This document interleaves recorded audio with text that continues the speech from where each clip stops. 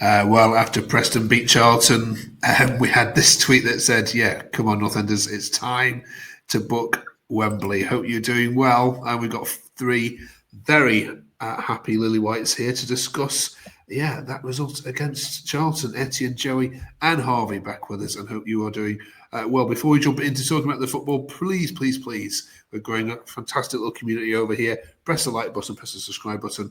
We'd be very, very grateful. Right, Etienne, are you getting your hotel booked then for May? This is going to be it. Preston are escaping this darn league this year. I'm not having it. Anyone say it's not happening? Honestly, I'm just happy that there's a chance that I could end up booking going to Wembley this season, because we all had low expectations at the start of the year, and now we're coming into the second international break with 1 defeat in 10. And I think when a lot of us looked at the start of the season, our hearts dropped. We got really worried. We were like, we don't know how we're going to come out of this with a good record, and yet we're 4th. I think we've done. It's just a monumental change, and I think, even though some of the performances haven't been amazing, I wouldn't say Saturday was amazing, but we dominated in terms of the fact that Charlton had nothing. We're getting results on the board, and I think especially this season, a league that's so competitive, only Coventry and Sheffield Wednesday seem to be out of it in terms of the whole league. But yeah, wins on the board, and I think this is going to pay off for the rest of the season. Yeah, I tell you, you've got some exciting talent as well. I know they're not your players, so we can't get too carried away, most of them. But as this one points out, Thomas says, Harvey, look, you'd be happy with Devine, you'd be happy with Dobbin, you'd be happy with Armstrong. How on earth do we have all three of them here? We dominated Charlton from minute 1 today. They didn't have a shot on target. Small scoring was a thing of beauty for him. Yeah, that did not please the Charlton faithful, as I'm sure you've been reading. Are you getting a bit excited, Harvey? Well, I look like a right mug, don't I? Because I was the only one on the podcast that said I think we'd go down. So that's just slapped me right in the face, hasn't it?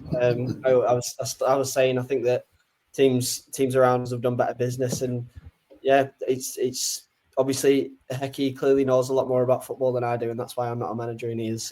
But I am very excited with the way the season's going. I think that we definitely look like a side that can beat anyone, really, if you're on form and if you play in a certain way. But it is typical North End to do this well and then after Christmas just throw it. So I'll keep my composure for now. Yeah, we've been here before, Joey, haven't we? With Ryan Lowe's table topping, unbeaten in 8, and then it all crumbled. So yeah, the more wise amongst the Preston fans aren't getting carried away, are they? Yeah, I don't think so. But having said that, I do feel like it's slightly different to the last time. I know Etienne said that we haven't been too convincing in some games, but I feel like we've been comfortable, and we've not been at like any game where I felt we've really not deserved anything there. Maybe the Bristol City one, probably an exception. But I think most of the games we've been either dominated or we've looked comfortable in transitions and everything. I just think it's actually, why not be positive?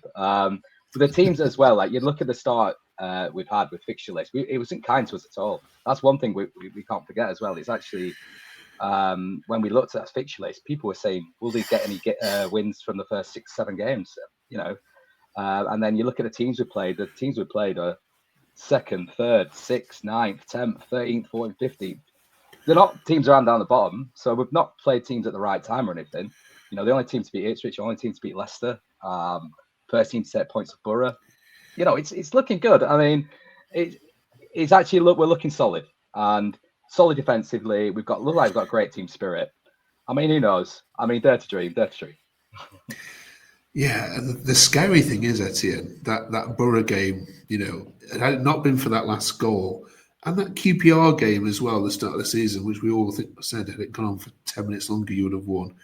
You could really be second in this table, couldn't you? Albeit for a couple of things going your way. Honestly, as well, if you take away the fact that the Portsmouth strike was deflected as well, and Everson had that covered, and then Osmaich's missed chance against Bristol City, and the fact that Devine should have scored against Hull or Jefferson should have scored against Hull, we could be top. And I think I don't want to say we should be top and we are going to stay there. But there are moments this season where I think, again, Bristol City, we were poor, and we still got a draw. Portsmouth, we arguably didn't deserve to lose. I think there's just it's beyond exciting knowing that if we'd just done 4 or 5 more things this season correct, we would have been up there with Coventry, and we would have been in the conversation that, yeah, we're not scoring as many goals as them, but we are performing at a level where we are one of the best sides in the Championship. And even be sitting 4th, I think we've put in more impressive performances than the majority of the league. It's so important to start fast. I think the only reason we finished 10th when Ryan Lowe did the same thing was because of that start of the season. And even if we do slide, we're still going to be sitting pretty in mid-table because we've done what a lot of sides can't do and start well with a difficult fixture run. Yeah. We're going to credit the manager like we do most weeks, Harvey, but yeah, he gets this league, doesn't he? Yeah, I think, and that was probably the main factor when we appointed him. To be honest, obviously he's had good experience at Barnsley, especially at Sheffield United, and that's what you want. Obviously, I think Ryan Lowe had his moments, but I don't think his CV's anywhere near as good as second bottoms, and that's what you needed in a pressing side. You need somebody who just gets the league, knows how to just get players in the right mentality, because that was the main thing for North End. I think a lot of Preston fans will tell you that the players, it was a losing mentality a lot of the time. Like you go 1-0 down and players were just, their heads are gone. But I think with Hecky, you just believe that like the players just constantly think that they can just go and win a game no matter what the score is. And I think every credit to him for what him and McCall are doing so far. Brilliant. We're going to shout out some players in a second, but stay with us to the end of the video, because if you were here last week, we started the A to Z of Preston North End, and we're up to B this week. So we're asking you the question: player, manager, fan, famous result, who gets in for B? We asked AI, and of course they threw up Mr. Alan Brown. We'll see if this lot at the end of the video can do any better than that. Right then, Joey, you're going to help me out with some pronunciation now, if that's okay. Here we go. We're going to go Vukic. We're going to go what? Yeah, Vukic. I'm going to go, yeah. Okay. Right. Yeah, this person says it looks seriously good, doesn't he? Right. Discuss, please. Yeah, I mean, it's probably out of all the players we signed, the biggest shock to me. I mean, I think I was pretty shocked with how well Paul Valentine started, because, you know, he was a sort of squad member at Sheffield Wednesday and we signed him on a free. That way he started the season's been incredible. But then Vukovic obviously has come in now. Valentin's been injured, and Vukovic was dubbed as Osmaich's taxi driver, I think it was, because they were just Montenegrin pals and whatever. And we signed him after I think he did okay at one of the games over in Spain, but it didn't seem like he'd done enough to warrant a contract. I think is it a 3-year contract? I can't actually remember. And it seemed a bit bizarre. It seemed a bit desperate, if anything, to be honest with you. It could have been desperate, but it's somehow paying off, because he's just a whip it down that wing. And his crosses, honestly, some of the best crosses I've seen. And Small doesn't always quite get him right, but he seems to get him on the money probably 9 times out of 10. It's actually incredible, and he's got the defensive acumen as well. So yeah, I mean, it's shock. It's absolute shock to me, because I think he's about 28. Montenegro, he's been playing in Spanish second division. I think they got relegated to the third division. He's just been not really a bit of a journeyman, anything. It's actually crazy, but I think, it goes back to that whole team spirit thing, and he's got his pal in Millie in the team, and I think, at the moment, I think because they're well trained, they've got that good team spirit. I think anyone can step up and to that level, and he seems to be doing it at the moment. So yeah, fair play to him. Okay. Cheers for that. Right, Etienne, I am going to make no apologies over the next coming weeks and months of boring you all rigid by talking about this fella. Give us one word to describe the brilliance that is Harrison Armstrong. These guys went with unworldly Royce and class. Any others you can think of? Everywhere, just like everywhere. He is. I knew when we signed him, he'd already been brilliant at Derby. I was jealous that Derby had got him, and then we've ended up with him, which is just insane. He is a fantastic midfielder, and it's finally, we've got that brilliant problem of having too many players we need 3 midfielders every single game, and we probably have 6 or 7 that could be in that team right now.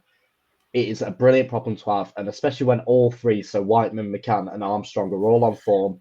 Dobbin can still slip in there. Frockyar and Theddarson just aren't getting the minutes at the moment, and it's just so good to see. But Armstrong himself, brilliant player. You can see that Premier League pedigree. I don't know why Everton haven't decided to send him to, a arguably better side, but I'm not complaining. He's going to be brilliant this year.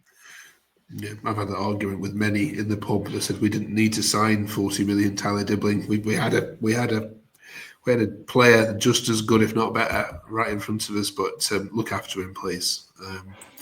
Right, Harvey. One more for you, if that's all right. Then this fella, we talk about him nearly every week on here, but he needs more praise than which he gets. I think I don't know how he's not ended up in the AFL Team of the Week yet, but he's definitely going to. Talk to us about McCann. I don't think there's enough words to just describe how much I adore this player. He's just he just doesn't ever stop running. And I think I saw somebody on Twitter today actually say that it's mental to look at that map when it actually seemed like he had quite a quiet game, and it's just mental. It just shows you like what he can do. I think he's just very similar to Armstrong, and I think that is such a beautiful headache to have as a manager, that you've got two players that can just do everything for you everywhere, like all over the pitch. And I think he said it as well. It's such a good selection headache when you've got Divine as well sitting on the bench, who's got such good quality. But I've loved McCann since day one. I think that as well as just being so aware defensively and being just everywhere all over the pitch, I think he's added a lot of offense to his game as well. He gets forward a bit more. He's taking a few more efforts at goal, and I can't sing his praise enough. He's just excellent for me. Joey, when you look at the ingredients needed for promotion, you need a good goalkeeper, check. You need a solid defence, check. You need a energetic midfield, check. And you need a 20-goal striker. Yeah. Yeah, I think you probably read my thoughts because I remember actually saying this before the season started, that I wasn't confident we wouldn't get relegated, but I thought you're signing those really good quality players on loan. It's a shame that we don't, because we have the creativity. We didn't sign that striker, and I know Osmajic could arguably be that player, but he's got a lot of baggage around him. And I just look at that Richard Kone now doing it at QPR, because he's looking like probably one of the best strikers in the league at the minute. And you're thinking we could have got him for 2.5 million or 3 million, whatever it was. And you're thinking at that point, if we had Kone now, I'd forget Wembley. I'd be getting thinking top two, and just give us a title. But yeah, so it is a disappointing, because I feel like we've got the whole ingredients there, and it's more frustrating because even if we do really well this season, a lot of those players will inevitably go back to the current clubs, which how are you going to get the same sort of loans next season? So hopefully we do it this year. Yeah, it's a formula, isn't it? You had Kesler Hayden last year, who you said catch you up, I suppose, in many games, and yeah, here we are with a bunch that could get you promoted, and yeah, then you can go and sign them. But nice of exciting times though, Etienne, isn't it? It's nice we sat here talking about that.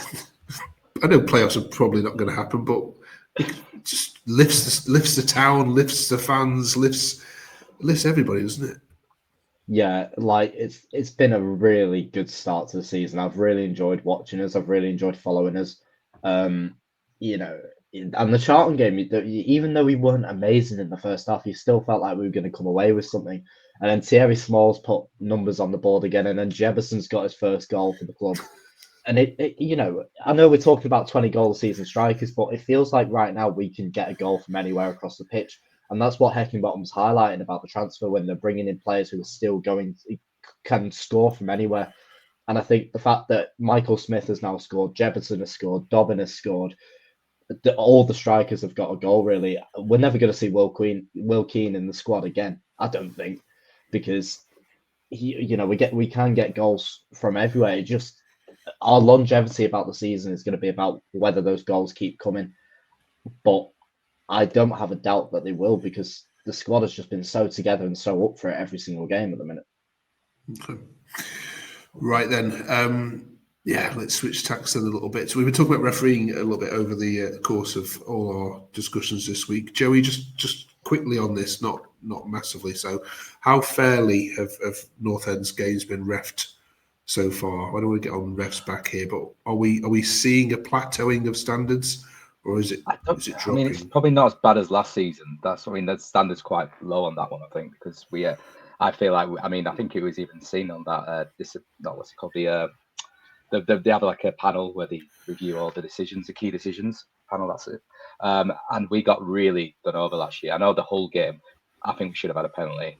And there's been a few other games, but then, I think overall it's not been as bad as it normally is, and that's probably why we find ourselves in the playoffs, because it's, if we had a few more bad decisions against us, that can be a key between being in the playoffs or mid-table, and I feel like you can create your own luck as well, and I think because we've been playing more offensively, it's actually helped us. But yeah, I don't want to get on the back of referees. I think they've got a hard job, but I also don't really want VAR, so it's a tough one. Okay. Right. Let us know if we've got any good referees. If you've spotted any, let us know. We're still trying to find. We've asked this question to nearly every team now. Not one can say that we've got a decent referee or you've seen one. So let us know in the comments, please. Right. A quick one. Etienne, please. September player of the month is or should be. It should be for me, Ben Whiteman.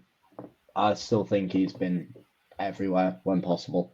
I think you could give it to any of our midfielders, really. But that was you're throwing that on me, and I think that's the first name that came to my head. So, okay, Harvey. I'll go with Valentin. Obviously, up until his injury, I just think he's just been so good. Joey. Yeah, I was going to go Valentin as well, but I'll give McCann a shout out as well. Okay, brilliant. Right, to finish off then this week, then we are heading back to our A to Z of North End. Last week we stuck up.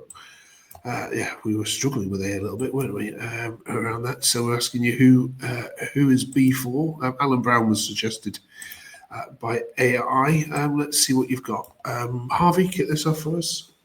I was going to go with Bolton because it was my first ever away day as a Preston fan, but there's only one, and it has to be the inevitable one, and it is Jermaine Beckford. Favourite goal, Beckford's? Maybe that halfway line strike against, was it Chesterfield? I think it might have been, where he just whacks it from 40 yards. It's just really good. Or any of the two in the playoff final. Yeah. So good. He scored a goal for Everton against Chelsea in the last day of the season, which doesn't get talked about enough. He literally dribbled it from one box to the other, and yet because City went on and won the title. Oh, I've seen that. Yeah, it's an amazing goal. Joey. Yeah, Harvey's top mine again. So I'm gonna go. I mean, a lot of the older fans would probably say Alex Bruce, actually. It's a little shout out. It was just before my time, quite a bit before, actually. And I'd love to say Alex Brown, but I'm just, I've always had a bit of mixed opinions on him. So I'm just going to, because I think this is quite open in terms of clubs, isn't it? And all our rivals seem to start with B. So in terms of being better than all three of them, Burnley, Blackburn and Blackpool, that's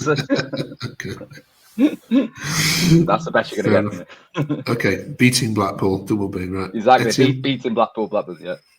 I think on the terms of Blackburn, the man who put in one of the most impressive individual performances in recent times, Tom Barkhausen. One of my favourite players, actually, to ever wear the shirt. And that double against Blackburn is the winner that he put top corner. I will never forget that goal. So Barkhausen for me. Okay. What we're going with here then, Brown or Beckford or any of the others? What do you think? I mean, Brown. I think Beckford purely. I mean, Brown obviously is almost a club legend at this point, but Beckford's double in a hat trick, in a playoff final. Yeah. That can't be forgotten. Okay, right. Jermaine Beckford gets in for B then. Thank you very much, Harvey. Right, we will see you in 2 weeks' time, of course, now on your trip to West Brom. On the cards, we'll review that when we get you back, and also put in the letter C into our A to Z. Have a good couple of weeks off. North End are on the up. See you then.